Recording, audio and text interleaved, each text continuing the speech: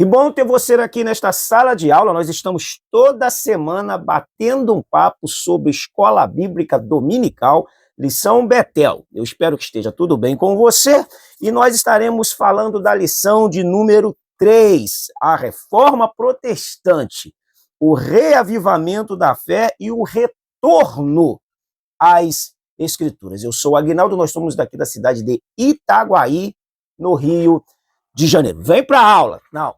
Para a aula que eu falei, tu já está na sala, agora a gente precisa entrar na aula. Então fique sempre atento, professor. Uma coisa é ter o aluno em sala, outra coisa é ter o aluno na aula. Se a aula não estiver muito interessante, o aluno dá um clique mental e sai do ambiente de aula, mas continua na sala. É ou não é? Olha, esse tema é extremamente relevante, porque a reforma, na verdade, ela foi um divisor de água dentro da religião. Prestando atenção nos fatos que aconteceram desde que a igreja se paganizou no século III ao século XV, foram mais de 10 séculos de paganização, não seria fácil desconstruir toda uma ideia formulada e ensinada há séculos pela igreja. Mas nós vamos estudar essa lição e perceber que há muita coisa ainda a se avançar e temos muito do paganismo, muito da teologia da Idade Média e nós precisamos também de uma reforma. O que você acha? Bom, você entrou aí e não é inscrito ainda nesse canal, não deixe de se inscrever, tá bom? Dá aí o seu like. Ah, eu não gostei, não tem problema. Então você dá o seu dislike. Comenta, discorda, concorda, acrescenta. Essa sala de aula, como qualquer ensino, é um ensino de mão dupla. Você ensina daí, eu aprendo daqui, eu ensino daqui, você aprende daí, e nós vamos aprendendo uns com os outros. A reforma protestante, o reavivamento da fé e o retorno às sagradas escrituras. Nosso texto de ouro, ou texto áureo, diz: porque nele se descobre a justiça de Deus, de fé em fé, como está escrito, mas o justo viverá da fé. A verdade aplicada diz que, como discípulos de Cristo, devemos ansiar por receber mais do Senhor e aprender mais das Escrituras. Esse deve ser sempre o nosso anseio. Porque quem nos liberta é a palavra de Deus. É João 8,32. Conhecereis a verdade e a verdade vos libertará. Os objetivos dessa lição são identificar os precursores da reforma protestante, ressaltar a importância da reforma protestante na história e reconhecer as implicações da reforma protestante. O texto de referência está baseado em Romanos, capítulo 1, do verso 16 ao 18, que nós não leremos para ganharmos tempo, como de costume. Lembrando sempre, se você entrou pela primeira vez, não é uma aula, tá? É só um resumo para somar com todo o conteúdo que você já tem, com aquilo que o Espírito Santo já tem entregado, e de repente você pode encontrar alguma coisa aqui que possa acrescentar ao seu conteúdo. A introdução diz que a reforma protestante surgiu do fervoroso anseio de testemunhar mais no viver da igreja, dos valores e crenças revelados nas Escrituras. Esse mesmo sentimento é observado em diferentes momentos ao longo da história da igreja, inclusive em nossos dias. Precursores da reforma protestante. Aqueles que precederam, que antecederam Lutero, que foram preparando o caminho, endireitando as veredas para a chegada de Lutero com a reforma. O Espírito Santo tem os seus meios de trabalhar, de moldar, de preparar o caminho para, no momento certo, ele fazer aquilo que lhe compete e que lhe apraz fazer. Com certeza, já havia um grito na alma de muitos homens que queriam sair, se desligar do sistema, todavia o sistema ele era opressor e quem se opusesse era declarado como herege e punido com a pena de morte, muitas vezes em praça pública. Estuda um pouco da história, por exemplo, da Inquisição, que era um tribunal da igreja que penalizava os contradizentes da igreja, os matando com a pena capital. Quais foram esses precursores? Será o assunto abordado na nossa lição. Bom, a Reforma Protestante foi um dos avivamentos espirituais mais relevantes da história.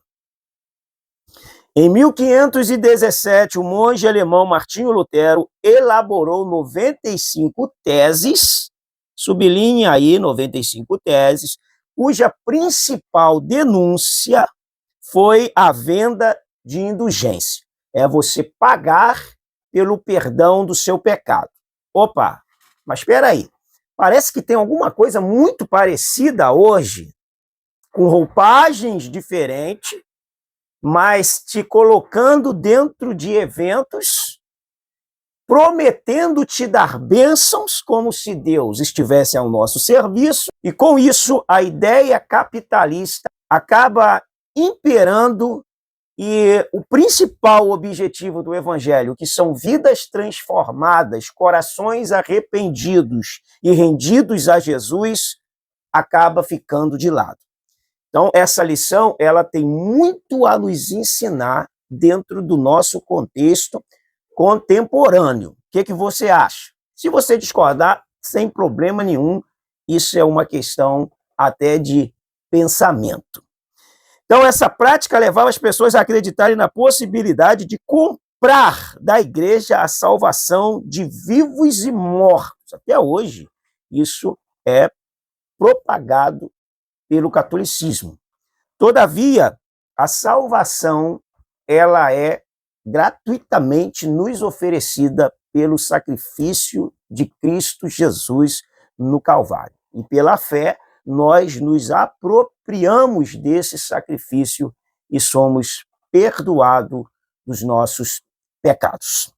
Esse ponto é importantíssimo porque os precursores, eles levantaram uma bandeira contra um sistema que estava matando o povo, minando a fé e explorando o povo em nome da fé, porque, na verdade, a palavra estava restrita a eles, lia-se em latim, o povo não entendia, várias nações espalhadas pelo mundo, não era interessante ensinar as escrituras. Então, mantenha-se um povo cego e você o leva para onde você o quiser levar.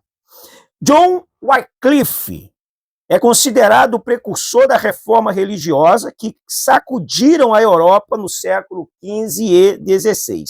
Wycliffe desferiu pesado julgamento ao clero ainda no século XIV, desaprovando a exploração da propriedade e o pagamento de indulgências. Traduziu grande parte da Bíblia para a língua inglesa. John Wycliffe foi um inglês que no século XIV começou a pensar de modo diferente daquilo que estava sendo ensinado pela igreja. No século XIV, John Wycliffe foi um divisor de água. Observe que esses homens eles tinham algo em comum. Eram devotos à palavra, dedicado à oração e comprometido com Deus. Wycliffe, ele se opôs ao clero, ao sistema, a favor da palavra de Deus. E ele defendia a Bíblia é a única lei da igreja. Compreendia que a autoridade da igreja não estava no clero, nem na hierarquia e nem na tradição, e sim na Bíblia Sagrada. A Bíblia é tido como um livro perigoso, porque ser fiel a ela, até nos dias atuais, possa ser que você sofra perseguição até dentro da própria igreja. Por isso, ela é tida em alguns países onde o evangelho é fechado de o livro perigoso. E John Wycliffe sentiu na pele o que foi ficar ao lado de Deus, ao lado da Bíblia, e ser contra a um sistema corrupto, pervertido e ganancioso. O próximo é John Hus.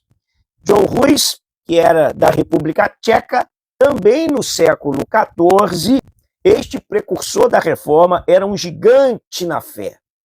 Com sua total confiança nas Escrituras, Hus manifestou sua discordância com os sacerdotes que afirmavam ter o poder de mandar pessoas para o inferno. Eles excomungaram John Hus por causa da sua fidelidade à palavra. Essa ideia de sacerdócio, como se tinha naquele período, e hoje as pessoas ainda colocam isso como ideia, eu sou sacerdote. Não, biblicamente, todos nós somos sacerdotes. 1 Pedro, capítulo 2, verso 5. Todos nós somos sacerdotes. Todos nós temos acesso livre a Deus. Aí nós temos uma outra coisa que ainda é da Idade Média, medieval, o ato de excomungar. Bom, se você sair daqui e não sair direitinho, se você sair discordando, eu vou te excomungar, eu não vou te abençoar. Então sai devagarinho que eu vou te abençoar. Ora, pensa bem se esses homens ficassem debaixo dessa ideologia manipuladora, eles nunca teriam tido um posicionamento contrário ao sistema a favor da palavra de Deus. E talvez nós hoje estaríamos ainda escravo da ideologia filosófica da Idade Média. As pregações de Hus condenavam os abusos da igreja e convidava o povo a voltar-se para a palavra de Deus. Hus foi muito influenciado pelos escritos de Wycliffe, o que fez com que ele, entusiasmado e cheio de Deus, com ousadia e intrepidez, pregasse a palavra, se opondo a um sistema perverso da época. Continuou pregando com autoridade e ensinando que a autoridade final da igreja não é o clero, é a palavra de Deus. Sendo assim, Hus, em 6/7 de 1415, fora condenado à fogueira, queimaram-se todos os seus escritos e logo após queimaram também Hus.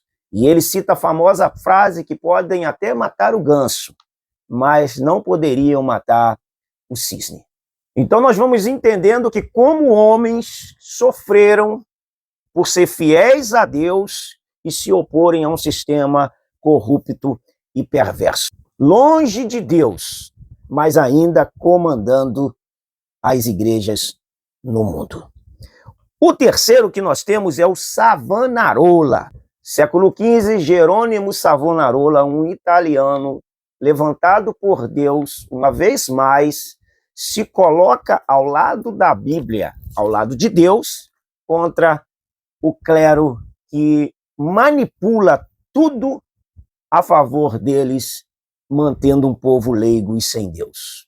Até então a Bíblia era lida no latim, e quem tinha o domínio da língua sabia o que falava, e quem não tinha era enganado em nome de Deus. Muito perigoso isso, e muitas práticas acontecem ainda hoje desse mesmo modelo, só mudou a roupagem externa. A interna continua a mesma idealização. Considerado um dos pré-reformadores, teve ação especial na Itália. Inflamado pelo desejo de combater tudo aquilo que considerava imoral e não condizente com a fé cristã, Savonarola passou a dedicar-se à defesa das práticas que acreditava serem a única via para a salvação das almas. Depois de ter sido excomungado, foi enforcado e teve o seu corpo queimado. 1449, quando Savonarola ele é sentenciado pela Inquisição à morte, os seus algozes, o clero, dá a ele a oportunidade de se redimir, retrocedendo de tudo aquilo que ele havia pregado. Savonarola responde o seguinte: muito mais sofreu Jesus por mim. Tendo dito isto, ele é morto pela Inquisição. A história dos mártires, elas são extremamente edificantes para a nossa vida, principalmente hoje, onde a teologia da prosperidade tomou conta, que não deixa de ser uma ideia medieval, porque naquela época o que mais tomava conta da igreja era a ganância pelo ouro e pela prata, e não por amor às pessoas. Olha, no tópico 2, nós temos aí os reformadores. Primeira carta de Paulo a Timóteo, capítulo 1, verso 3. O ministério de Timóteo em Éfeso, falsas doutrinas e suas características. Quando eu estava de viagem rumo da Macedônia, te roguei, permanecesses ainda em Éfeso para admoestares a certas pessoas, a fim de que não ensine outra doutrina. Olha a preocupação de Paulo, a preocupação que esses homens tiveram. Eles morreram por causa da verdade de Deus. Olha o que Paulo escreve na segunda carta aos Coríntios, no capítulo 13, no verso 8. Porque nada podemos contra a verdade, senão a favor da própria verdade. Combatendo os falsos ensinos, se andarmos um pouco mais para a segunda carta de Paulo a Timóteo, no verso 14, ele vai falar sobre as falsas doutrinas e os falsos crentes e como corrigi-los. Ele coloca dentre eles Himeneu e Fileto, que estavam ensinando doutrinas falsas. Muito importante se atentar para isso, porque o único meio de eu saber se a doutrina é falsa, de você, de nós, sabemos, é conhecendo a palavra de Deus. Os reformadores. Eu quero destacar um ponto importante para que você possa estudar para a sua lição. Nós não temos tempo aqui para isto, mas estuda, porque no século XI ao século XIII é chamado o período da escolástica, onde a fé e a razão começam a ser discutida. E a escolástica, a liberdade de pensamento dos grandes pensadores da época, dentre eles Tomás de Aquino, começou a gerar essa libertação do poder clerical. O período da escolástica é o período das discussões filosóficas, das ideias platonistas, que foram fazendo com que os homens se desligassem de uma ideia que simplesmente os cegaram. Se você mantém um homem cego, você o conduz para onde você o quiser. Então, a escolástica, as ideias das escolas, das discussões teológicas, do racionalismo cristão, que é conhecido esse período, onde o racional está entrando em ação para se libertar do poder do clero, fora extremamente relevante para a reforma. Seria a preparação do caminho. E logo após, no século XIV, por XV, nós tivemos a Renascença. O que foi a Renascença? A Renascença surge na Itália como um movimento cultural que desvincula a arte, a ciência, a economia, a política da tutela de Roma. A Renascença, ela recebe o reforço de Gutenberg quando ele inventa a prensa e evolui a distribuição de material agora impresso. Na propagação da reforma, a prensa foi uma das maiores invenções até hoje, porque ela foi um instrumento que agilizou a propagação da reforma. Como Deus preparou e trabalhou tudo para que isso acontecesse. É claro, homens se colocaram à disposição de Deus para que Deus os pudesse usá-los. Acho interessante você estudar isso e levar um pouco desse conhecimento para a sua classe. Isso é libertador. Lembra que o seu papel não é oprimir as pessoas, é libertá-las do jugo que muitas das vezes se coloca longe das Escrituras Sagradas. Os reformadores. Aí nós vamos ter Lutero, Zwinglio e John Calvino. Vamos começar aqui com Lutero, que nasce no século XV e ultrapassa até o século XVI. A reforma protestante foi, sem dúvida, um mover de Deus para direcionar a igreja à sua verdadeira vocação. Certo dia, iluminado pelo Espírito Santo, Lutero leu as Escrituras: o justo viverá da fé. Lutero estava lecionando a Epístola de Paulo na faculdade e estudando com afinco a palavra de Deus, com a vela acesa do seu lado, à luz de velas, ele lê Romanos 1:17, que diz: o justo viverá da fé. O Espírito Santo dá um start mental, espiritual em Lutero, e ele então decide criar as 95 teses. Lembrando que as solas que nós temos, sola fé, sola graça, só a palavra, só Deus, só Jesus Cristo. Essa síntese das 95 teses, elas não foram feitas por Lutero. Isso são sínteses feitas por teólogos posterior a Lutero. Eu quero ler algumas teses aqui para você, umas duas talvez já vai te dar uma orientação. Tem aqui um livro com as 95 teses de Lutero. Quero ler número 21. Os missionários de indulgências, portanto, se iludem quando dizem que pela indulgência do Papa o homem se liberta de todo o castigo e se salva. Bom, talvez nós não temos indulgências, mas nós temos algumas coisas semelhantes, onde você é ensinado a fazer para receber bens de Deus. É uma indulgência diferenciada. 36. Todo cristão que sente verdadeiro arrependimento pelos seus pecados tem direito de uma completa remissão do castigo e da culpa, sem que para isso necessite de indulgência. Essa é a 36.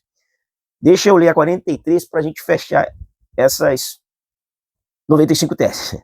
Convém ensinar aos cristãos que aquele que dá aos pobres ou empresta sem interesse, obra melhor do que aquele que compra uma indulgência.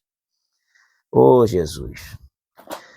E Lutero, em 1517, no dia 31 de outubro, ele leva até a porta do castelo, que funcionava como um outdoor, como um local de anúncio para eventos importantes, e fixa elas na porta.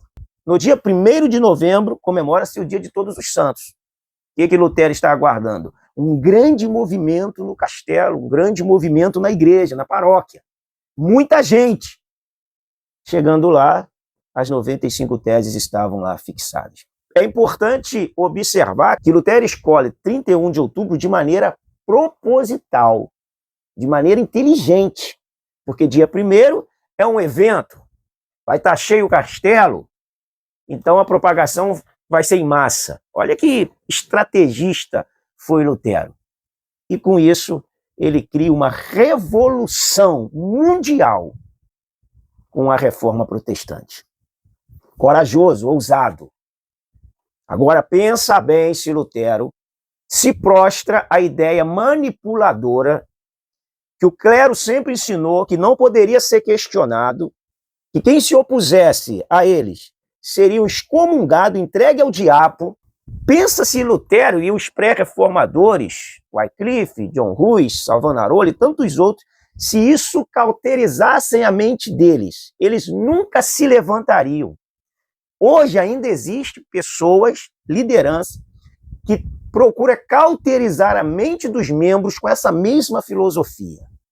Isso é muito perigoso, porque se abre mão da palavra de Deus para defender uma ideia pessoal e própria a favor de si mesmo. Ensine a Bíblia com responsabilidade, professor. Porque um dia nós estaremos diante da palavra de Deus. sendo julgado por Deus por mau uso, se assim praticarmos, se assim fizermos da sua palavra. Lutero, então, se opõe àquele sistema que talvez você já foi ensinado, que você não pode questionar, que você não pode discordar. Todos nós, líderes, professores, você é humano, você é passivo de erro, você é sujeito a erros, e se tem alguém que te orienta, esse alguém está fazendo um bem enorme a você. Então não vende essa ideia manipuladora, doentia, que adoece as pessoas e mantém elas cegas em nome de Deus. Seja sincero, ensine a Bíblia como está escrito na palavra de Deus. Essas ideias não cabem, mas na Idade Média trazemos muitas coisas da Idade Média. Vamos falar sobre isso ainda. Aí nós temos, então, na Suíça, um alemão Lutero e o suíço Ulrico Zwingli. Ulrico Zwingli, teólogo suíço, principal líder da Reforma Protestante, na Suíça tinha alguns pontos em comum com Lutero. Refutava a autoridade do Papa, pois somente as Escrituras possuem tal autoridade. Zwingli defendia os principais assuntos. O sacerdócio de todos os crentes. Lembra? Todo mundo é sacerdote. Quando você vê uma liderança falando que ele é o sacerdote ali, na verdade, isso é uma ideia medieval. E a falta de conhecimento acaba fazendo essas coisas acontecerem. Segundo ponto que Zwingli defendia, a salvação é pela fé em Cristo e não pelas obras exigidas pela igreja. Olha como ele está na contramão do sistema do clero. E o terceiro ponto que ele defendia, a autoridade suprema da Bíblia está acima da autoridade papal. Um dos lemas da reforma ou da pré-reforma é o seguinte: não é a igreja que determina o que a Bíblia ensina. É a Bíblia que determina o que a igreja ensina. Lê um pouco mais, estuda um pouco mais sobre Zwingli na história da igreja. Nós falamos da Renascença. No período que a Renascença surge e começa a ter a razão como a lógica e desvincular-se do poderio papal, eles desligam da igreja pelo simples fato. Se você era um artista, por exemplo, e fosse pintar um quadro, esse quadro teria que estar relacionado à igreja. Se você fosse um escultor e fosse esculpir uma imagem, essa imagem teria que estar relacionada à igreja. Você não poderia fazer nada que não estivesse fora da igreja. E a Renascença trouxe essa libertação, e essa libertação foi importante demais para a igreja, para mim e para você. Conhecer esses fatos são de grande valia para nós. E ao contrário de Lutero, Lutero não morre porque ele é escondido. O rei Carlos V havia dado uma tolerância religiosa, onde eles teriam a liberdade de prosseguir fora da igreja. Todavia, ele retrocede em 1529, na Dieta de Spira, num combate ali dentro dessa reunião. Zwingli, ele se levanta contra a intolerância, e aí sim, 1529, surge o nome protestante. Mas isso não foi tranquilo para Zwingli, porque em 1531, Zwingli, numa batalha contra os poderosos, na Batalha de Keppel, de 11 de outubro de 1531, Zwingli é morto, tem o seu corpo esquartejado e incinerado pelo sistema. Essas histórias, elas são chocantes. Só para entendermos o que passaram homens que ousaram a viver da fé e se oporem ao lado de Deus. Hoje nós estamos aqui e muitas das vezes não temos noção do que aconteceu para que chegasse até nós o Evangelho de Deus. Próximo reformador, nós temos aí o francês que viveu na Suíça, John Calvino, século XVI. Calvino foi talvez um dos maiores teólogos da história. Ele trouxe a ideia da sistematização da Bíblia, uma inteligência fenomenal. Era um teólogo agostiniano, assim como Lutero também, tanto que a gente tem a teologia calvinista, que é justamente baseado nos escritos e no pensamento de Calvino. Calvino é um teólogo agostiniano, Lutero também é um teólogo agostiniano. Só que a ideia calvinista tomou tanta força pelo mundo, na reforma e pós-reforma, que nós ouvimos inclusive falar que Lutero era calvinista. Na verdade, Lutero era agostiniano, assim como Calvino, mas a doutrina tomou uma força excessiva com as ideologias calvinistas. Esse homem foi uma referência dentro da teologia. Em 1533, ele é expulso da França por defender a fé cristã, sob julgamento de maldição. Então ele vai para Genebra. Em 1538, ele é expulso de Genebra por defender a fé cristã e entrar em divergências com as autoridades da cidade. Homens, como diz o escritor aos Hebreus, que o mundo não era digno. E que tiveram algo em comum: defender a palavra de Deus, pregar a fé e se opor a um sistema que estava longe da palavra, longe de Deus, mas como o sacerdote Eli, oficializando no templo e oferecendo sacrifícios em nome de Deus. Vamos para o nosso tópico último, que é as implicações da reforma. Logo após a reforma, a igreja lançou a contra-reforma, que era a ideia de segurar os fiéis, que com a mente aberta começaram a sair e abandonar o sistema clerical. Eu ainda farei um vídeo falando da igreja da Idade Média, a igreja da Idade Mídia. O que libertou a igreja da Idade Média? E o que está sendo útil para libertar a igreja da Idade Mídia? Esse ponto aí é um ponto que eu estou estudando para poder estar trazendo um assunto que tem muita similaridade, os dois períodos da igreja.